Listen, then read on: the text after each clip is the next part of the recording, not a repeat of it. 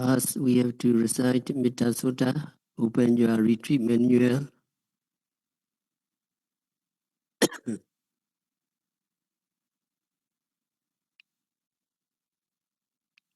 Page 101.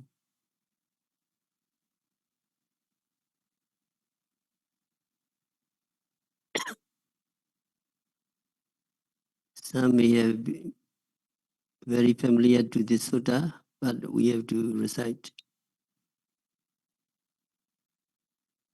Page 101 Mettā Sutta. Can you follow me? Yasa Nubhawa Doyaka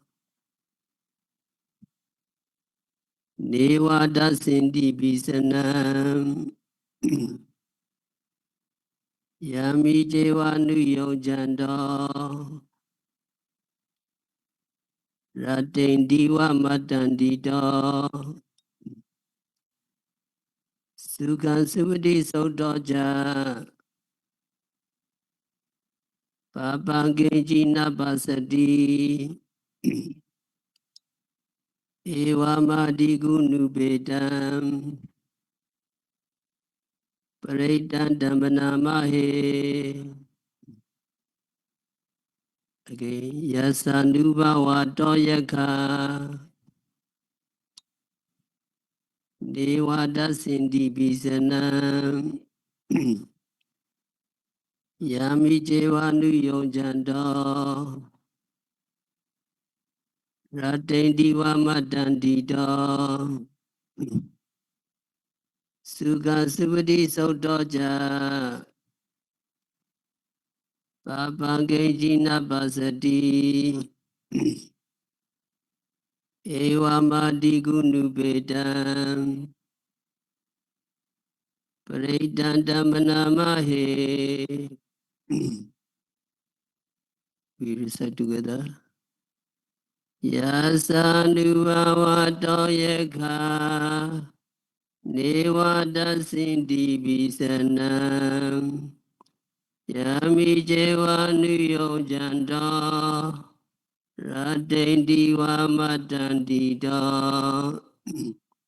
Sugan Suvati Sotoja Papangeji Napasati Ewa Madigunu Bedam Paritan Damanamahe. One more. Yasanuvawa Doyaka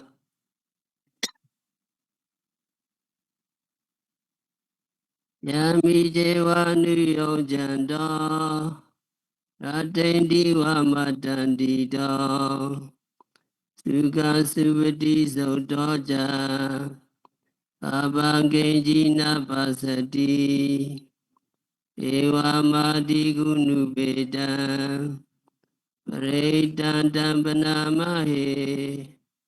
Translation, follow me. By the power of this sutta, the yakas do not show fearful vision. A person making effort in Mettā day and night will sleep soundly. When he is asleep, he does not have bad dreams. O good people, let us recite this protected sutta, which is endowed with these qualities and other as well. Read together. By the power of this sutta, the yakas do not show fearful vision. A person making effort in Mettā day and night will sleep soundly. He does not have bad dreams. O good people, let us recite sutta, which is endowed with quality and other as well. During intensive vipassana meditation, yogi have to develop Mettā also. Developing Mettā while practicing meditation is really advantageous. Mettā Bhavana needs to be developed when opportunity comes. And at any place, wherever we may be.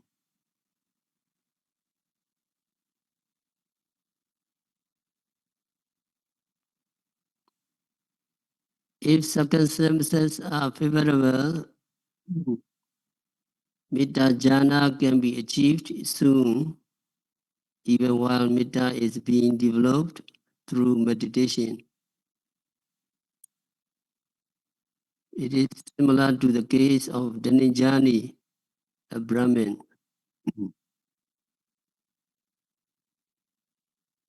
At one time, Dhananjani, the Brahmin, was very near to death in his sick bed. And Dhananjani requested to invite Venerable Sariputra. Venerable Sariputra responded to his invitation and came over to see Dhananjani.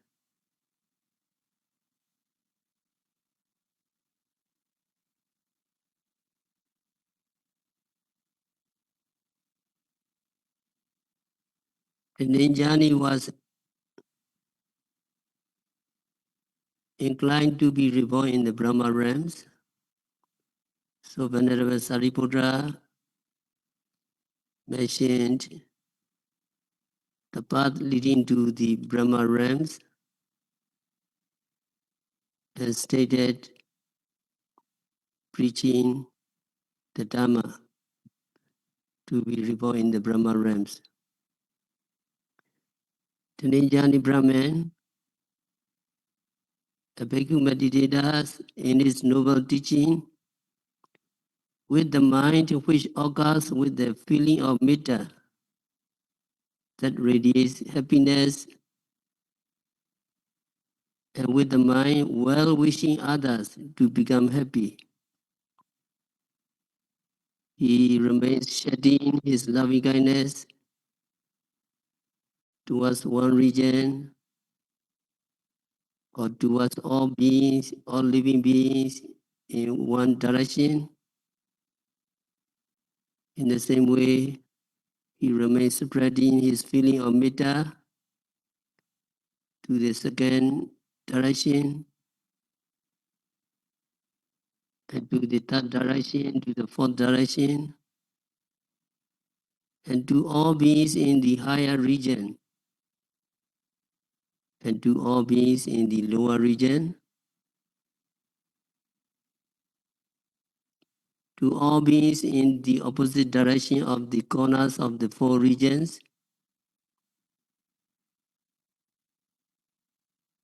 and regard to all such beings as his equal, with every loving kindness that arises. The meditator develops the mind, wishing happiness to others, and spread the mind, covering all areas extensively. The meaning is that radiating the feeling of Mettā to all beings in the 10 direction is the way to practice to be reborn in the Brahma realms.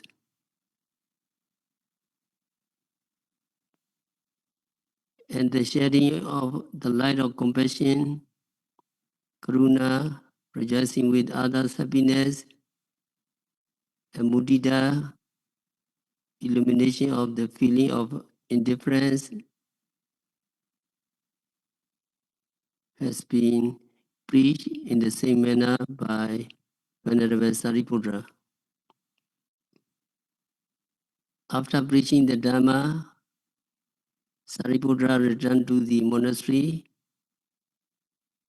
and he respectfully reported to the Buddha of the speech and preaching delivered by him to the Dhananjani, the Brahmin.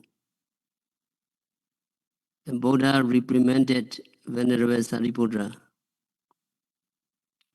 It is the way how you have instructed Ninjani so as to enable him to be reborn in the Brahma realms, which is obviously inferior as compared to Nirvana.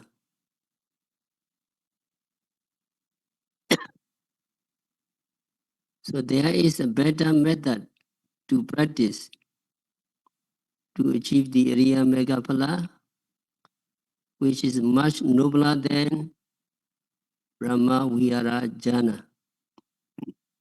Buddha reprimanded Sariputra.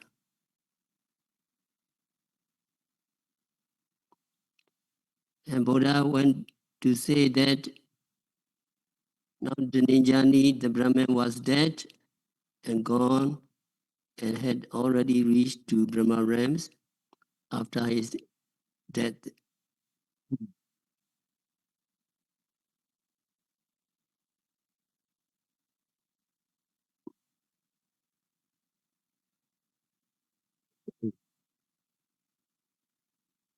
Having achieved the admonition from the Buddha, Venerable Sariputra visited the Brahma realms and delivered a sermon to the Ninjani. From that time onwards, when preaching was made relating to the Katha, the verse, consisting of 4 stanzas, it was always done without omitting the 4 noble truths. So that must be emphasized. 4 noble truths, Dukkha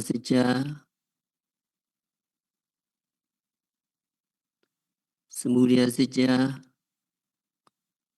Nirodha Sitya, and Mega Sitya.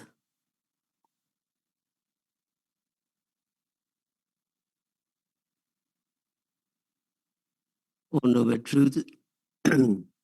It is important. Vipassana meditator need to know these 4 noble truths. Dukkha Sitya, truth of suffering. Samudaya Sitya, the truth of the origin of suffering. Nirodha Sitya, the truth of the cessation of suffering.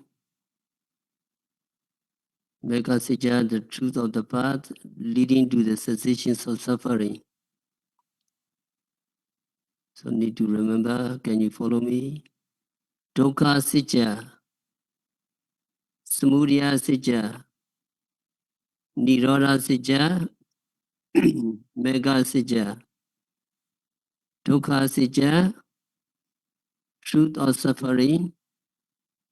Samudaya Sitya, truth of the origin of suffering.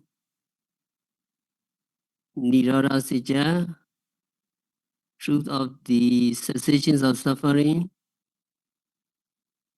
Mega Sitya, truth of the path leading to the cessations of suffering.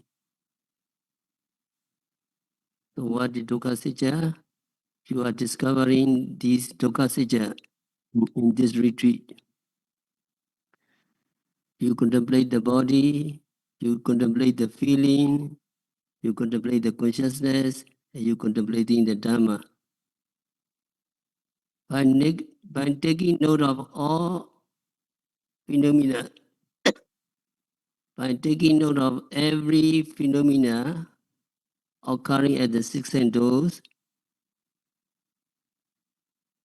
you know these phenomena, these namarupa, are really impermanent, unsatisfactory, and insubstantial. That is the understanding of the truth of suffering. You discover the namarupa, psychophysical phenomena occurring at the 6 sense doors, You are observing the mundane Namarupa, mind and Mettā, or in Satipatthana, you are observing Kaya, body, Vedana, feeling, Citta, consciousness, and Dhamma, object. These psychophysical phenomena are really impermanent, suffering and non-self. So understanding the truth of suffering, it is the understanding of the truth of suffering. The truth of suffering must be understood.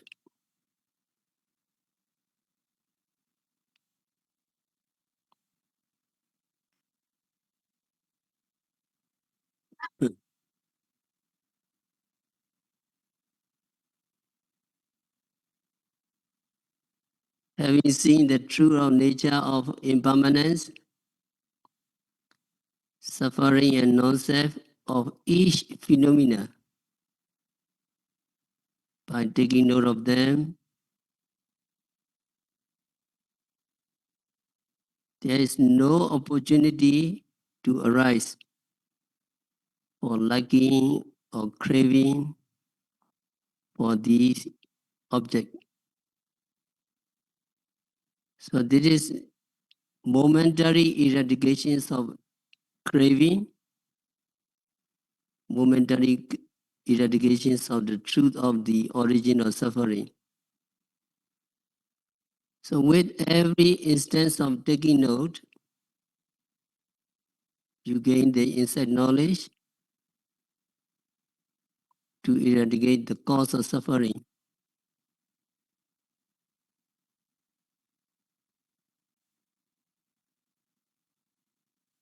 With the cessations of craving, upadana, clinging cannot arise.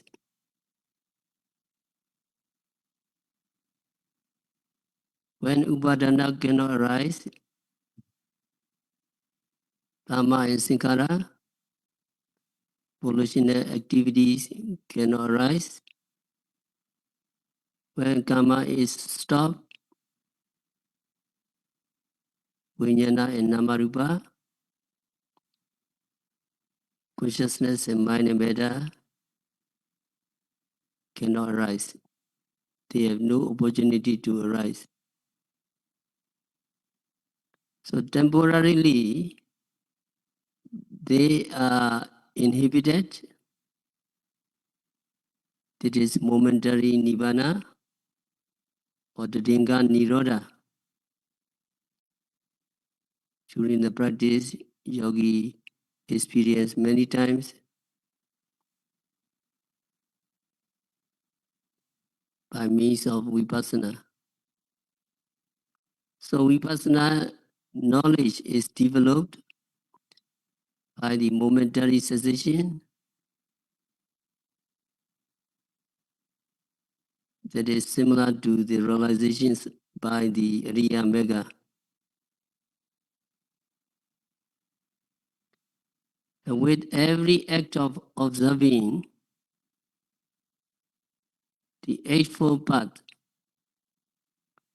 headed by Vipassana right view, Samadhi is developed inside yourself. That is, you gain the inside knowledge to develop, that is Mega Sija.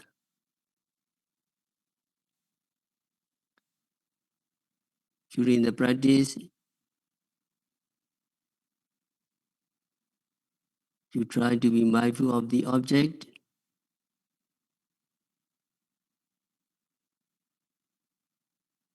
at the present moment, and you have to make an effort to be mindful of the object. And the effort you make is one factor in the Eightfold Path, that is Samavayama, right effort.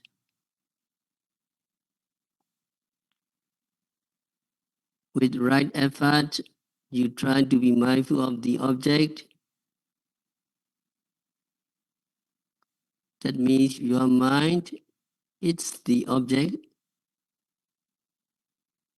Your mind hitting the object is called samasati,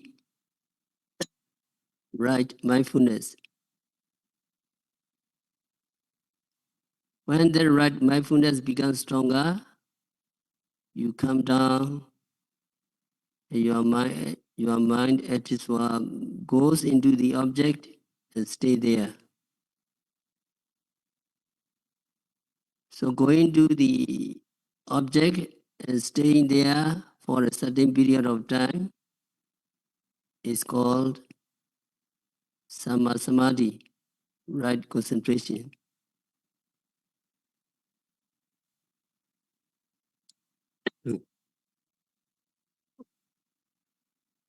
The concentration is one factor, and that keeps your mind and its concomitants on the object. It does not let them be scattered. It does not let them to go to other objects. So that is the nature of concentration or samadhi.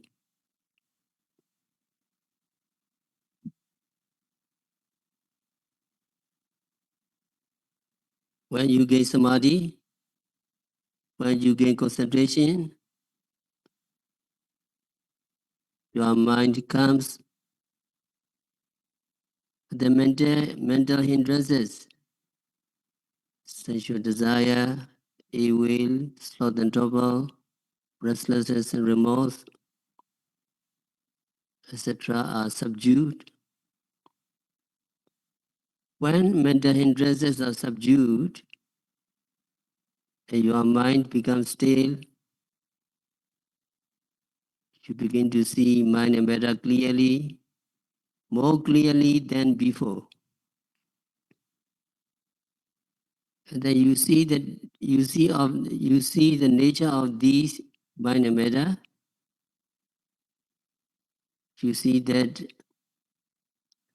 objects arise depending on some condition, and you see these objects come and go, come and go.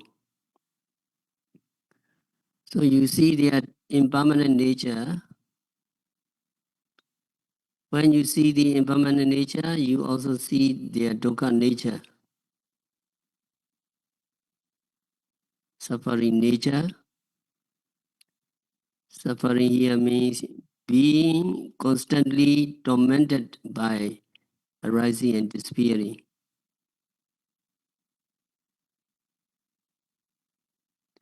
When you see the impermanent nature and suffering nature of mind and matter, you also see the anatta nature. That means you have no control over them.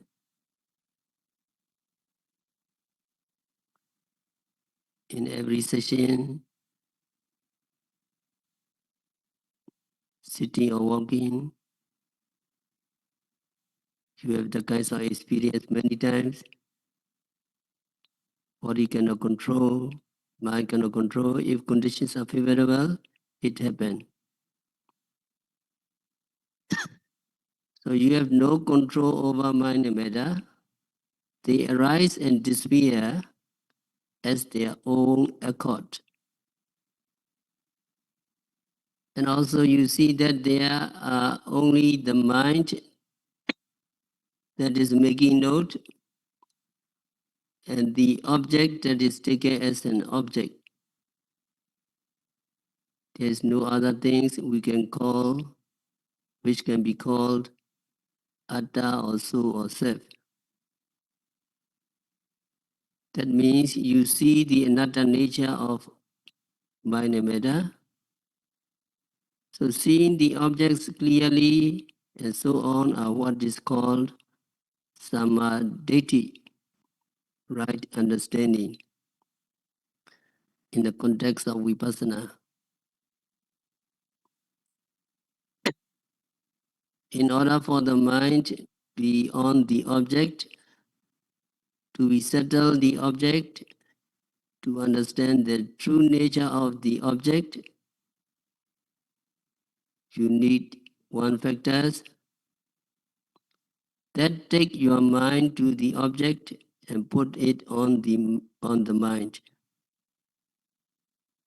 The state that takes your mind and put it on the object is called Samasankappa, right thinking, among the 8 factors. So among the 8 factors, you may have noticed that there is this factor called right thinking. Right thinking does not mean thinking here. Its function is to put your mind on the object,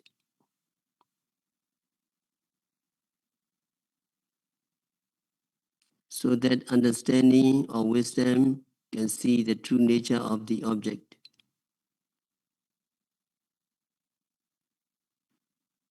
So now you know that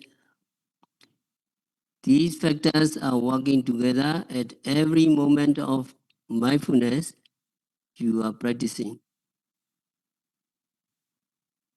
There is right effort, right mindfulness, right concentration, and there is right understanding, and then right thinking. So these factors are working together harmoniously at every moment of your good meditation.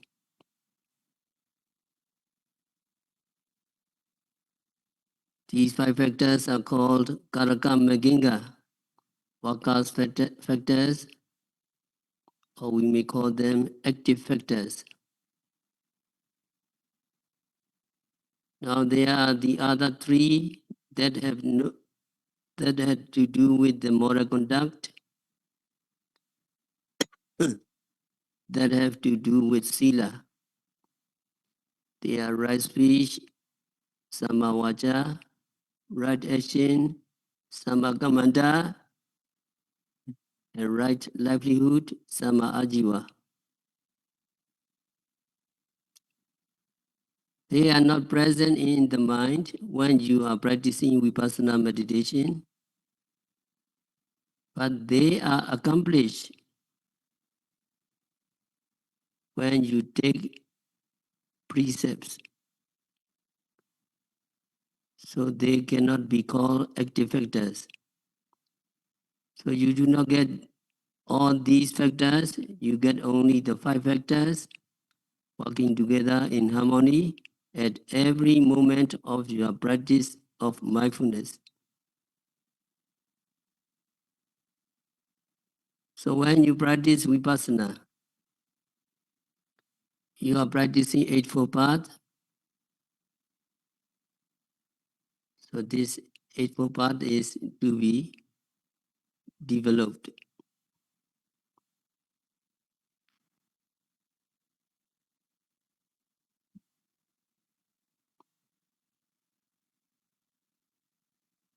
So vipassana mega comprehends the 4 noble truths as they should be comprehended. And when they become fully accomplished and mature, that is final, Ariya Mega appears and Nibbana can be realized.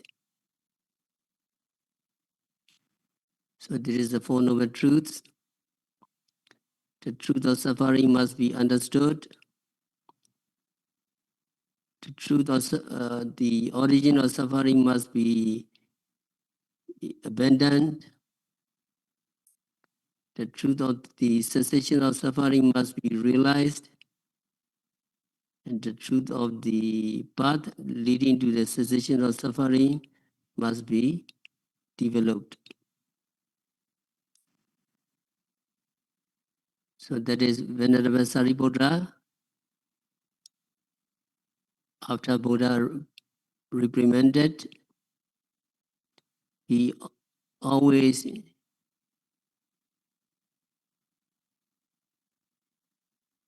Dhamma teaching was always done without omitting the 4 noble truths.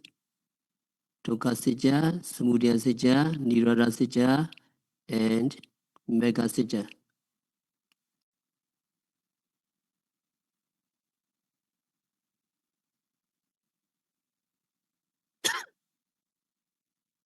The highly beneficial effect of Mettā, developing Mettā through meditation, had been preached by the Buddha in Nidana Samyutta Oka Sutta. And Buddha said, developing your mind with Mettā for a brief period of time involved in milking a cow once in the morning, once in daytime, and once at night time, or smelling a fragrance for once only is far more advantageous than offering of meats by cooking 100 big pots of rice once in the morning, once in the daytime, and once in the nighttime. That means you can feed 3,000 people in all.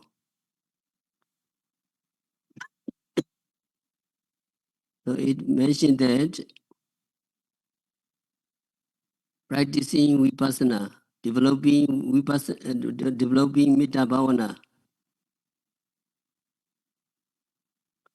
for a brief period of time is far more advantageous than offering a grand donation. So it is quite evident that developing Mettā only for a moment and obtaining much benefits is really precious and invaluable without spending expenses and without involving time and labor.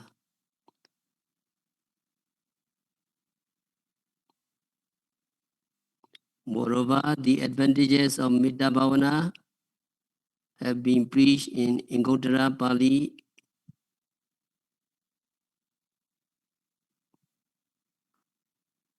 Mettā Sutta.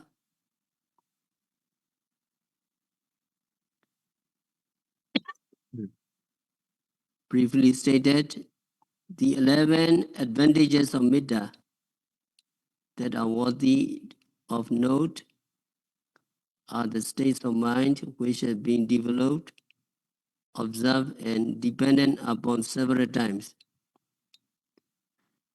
The Metta's Chaita is similar to the vehicle that have been maintained properly and kept in readiness for use. They are those which have been properly practiced and firmly established. The feeling of Mettā should be free from mental hindrances, sensual desire, ill will, sloth and torpor, restlessness and remorse, skeptical doubt, etc. Ordinarily, Mettā is to be regarded as mere loving kindness. However, from the point of view of Ceto Vimukti, that is serenity of mind emancipated from the sensual desire, it should be taken as the jhanic mind.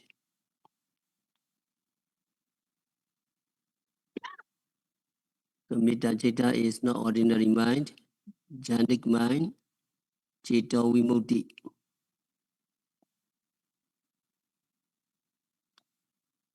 The 11 advantages, if enumerated, may be stated as Sukha Supati. It gives a sound sleep, rather an uninterrupted slumber. Those people who are lacking in the practice of meditation are restless before falling asleep in their sleeping couch. They may perhaps be snoring. On the other hand, a meditator equipped with Mettā Bhavana has a peaceful sleep with an undisturbed mind. When falling asleep, he or she sleeps at peace and happily, just like a person who has immersed himself or herself in a trance of samadhi.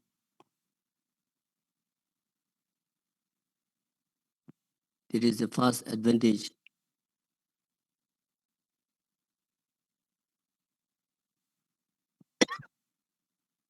And the next one is Sukhambati Bhojati. Happily roused from sleep.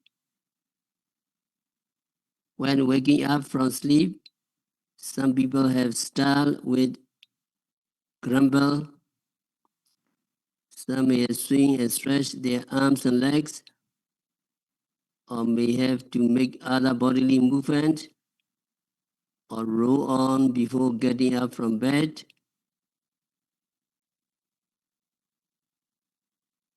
But those people who go to sleep after developing Mettā will not suffer such miserable condition, and they rouse from sleep happily and as fresh as the blooming lotus flowers.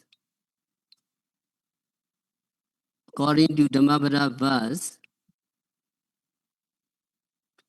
mindfulness on noble attributes of the Buddha, Buddha nosati, recollection of the virtues of the Buddha, have the advantages of sound sleep and joy when waking up from sleep. But it should be noted that special emphasis has purposely been made on the peculiar characteristics of Mettā Bhavana because of its quality in obtaining such benefits.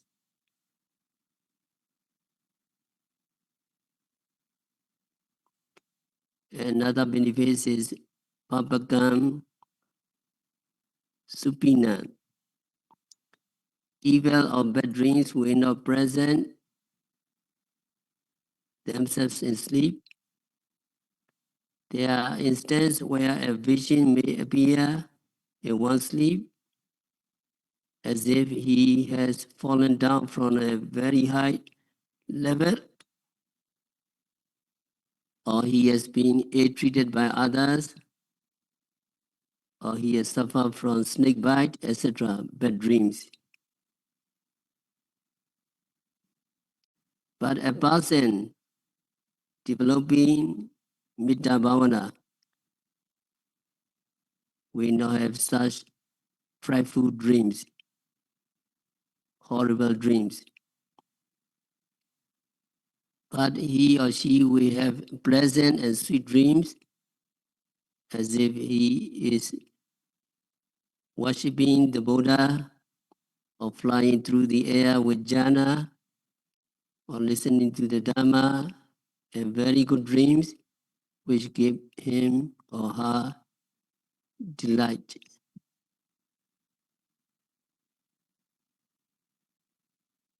Another benefit is Manosana Piyahodi.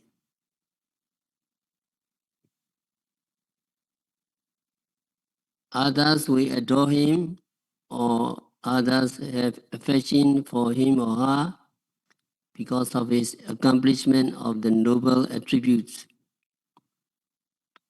He or she will be spreading his or her loving kindness to others and will never cause harm to other people.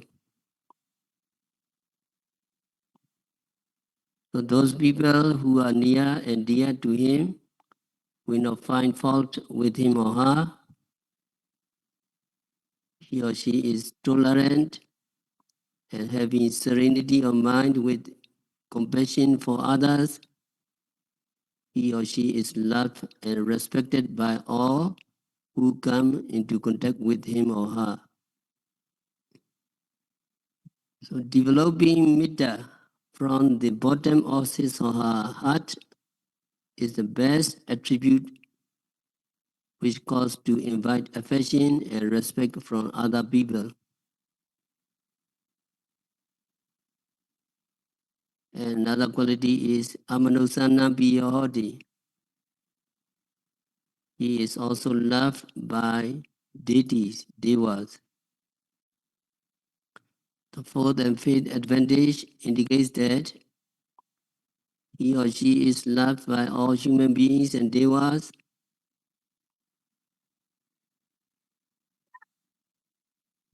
In Visuddhimagga, an instance has been shown as to how love and respect have been bestowed upon by devas. There is one story in Sri Lanka. At one time, there lived a rich man by the name of Visakha in the city of Pataliputra. While residing in Pataliputra, Visakha had heard the news of the existence of many Buddhist shrines and pagodas in the Sri Lanka, so numerous that they resemble the necklace of the flowers. The entire place was said to be glowing with the bright color of the yellow robes worn by members of the Sangha and monks. Every place was safe and secure, and one should peacefully reside and spend the night anywhere without danger. The weather was favorable and conducive for good health. Present was the monastery, which went in harmony with the fine and gentle behavior of the people, both physical and mental, which thereby created a peaceful atmosphere for listening to the Dharma with peace of mind and devotion.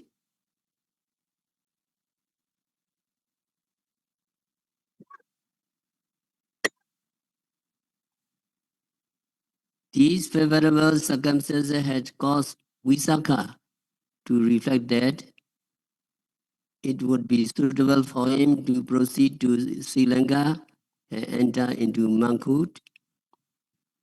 With his band in mind, he transferred all his business enterprise and properties to his wife and children.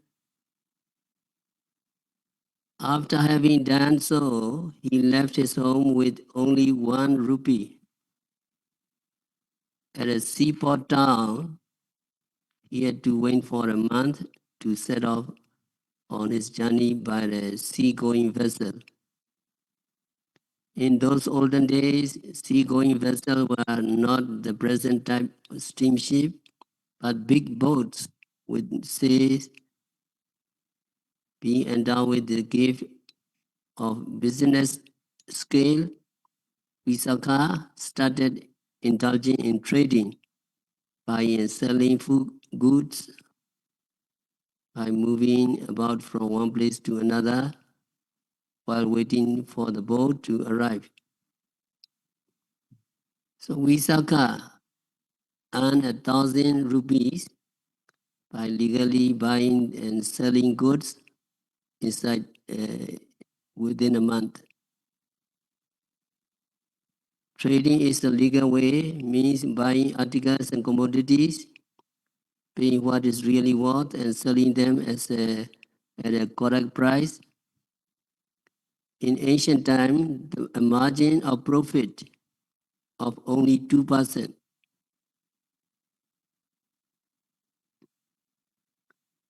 Only 2% was usually taken on the capital outlay of 1 rupee. Buying and selling goods by fair means with correct price is called Dhammika Vaniza. That means trading according to the law honestly, carry on trade in a legitimate way of one's livelihood is sama ajiwa, right livelihood.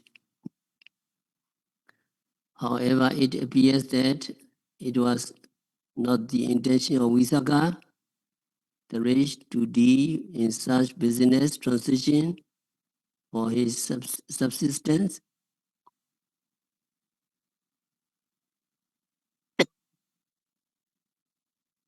It seemed his natural inclination that had actually make him to deal in trading business. It is evident from the fact that he had later discarded all his money derived from the business venture.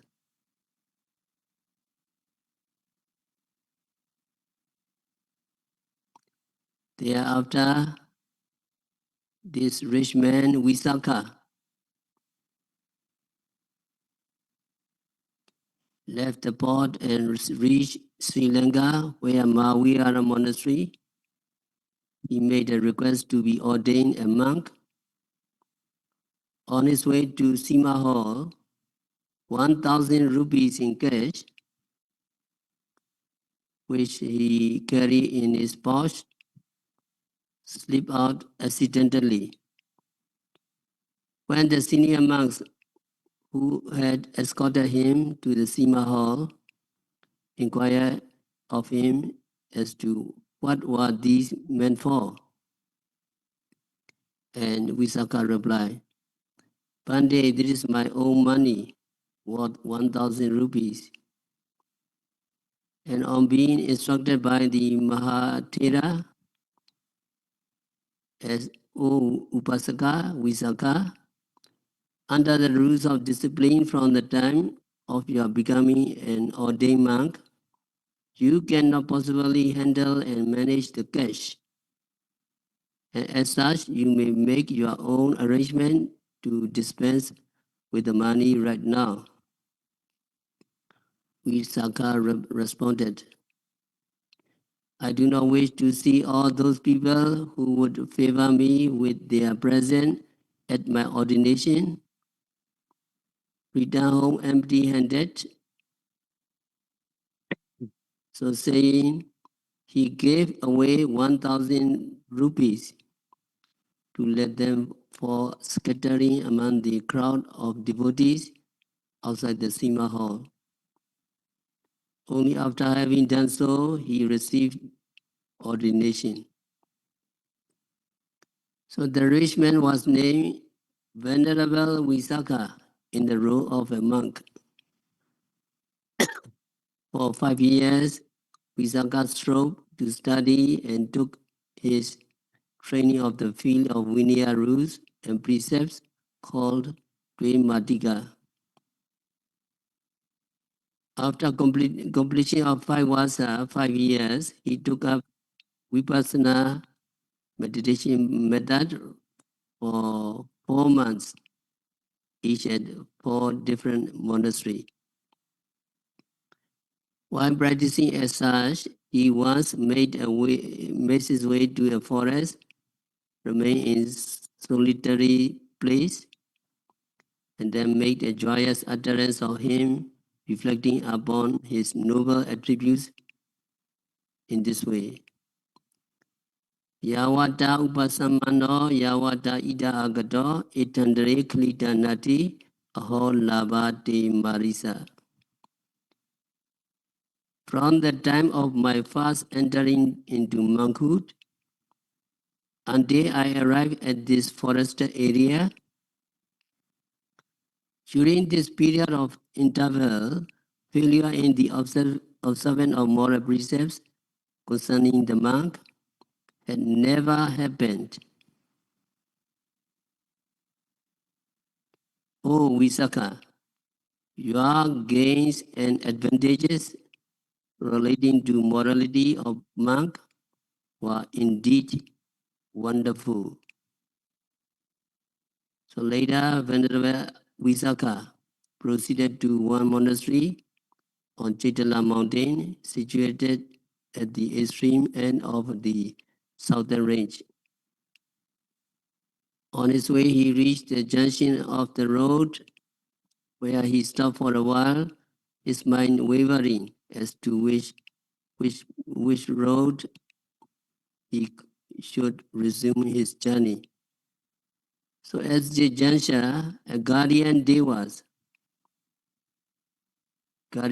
of the mountain appeared and directed him, pointing his hand towards the path, saying, "This is the way you should take."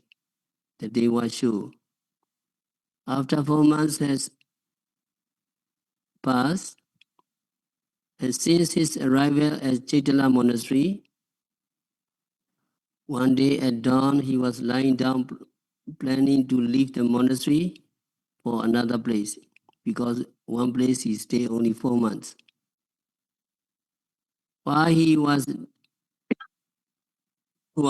thus reflecting, a tree devas, guardian angel of the tree, called Manila, which stood at the head of the terrace and sitting on the step of the stair and crying. Then Visakha Thera asked, "Who are you? Why are you weeping?"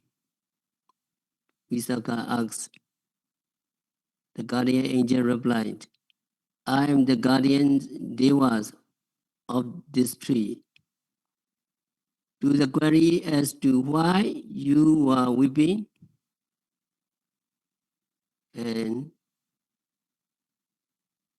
the devas replied, "I was crying, feeling sorry and dejected for the imminent departure of Thera, Visakha, from this place. You are about to leave. Because of this, we cry." Then Visakha questioned him, "What noble advantage you all have obtained by my staying here?" And the guardian deva said in reply, "Bhante, your presence here has brought about a feeling of loving kindness among us, the devas, and if you are going to leave this place, quarrel may break out among the devas, who will also utter harsh words, hurting one another feeling." Visakha said, "If my staying here will bring happiness to you all, I will have to stay on."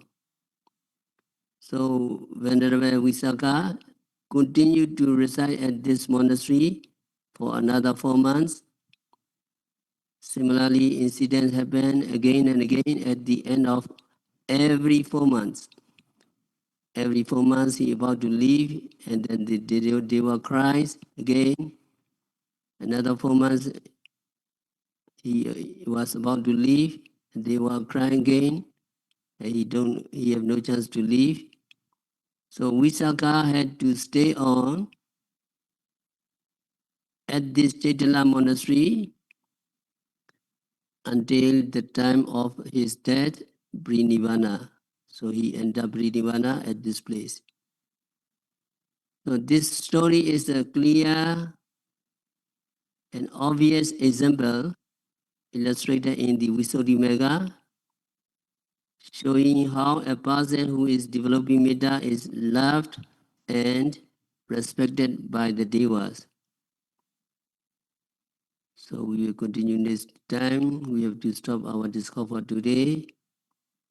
By practicing Vipassana meditation, by developing Mettā Bhavana, by noting rising, falling, sitting, touching, seeing, hearing, smelling, tasting, touching continuously and meticulously.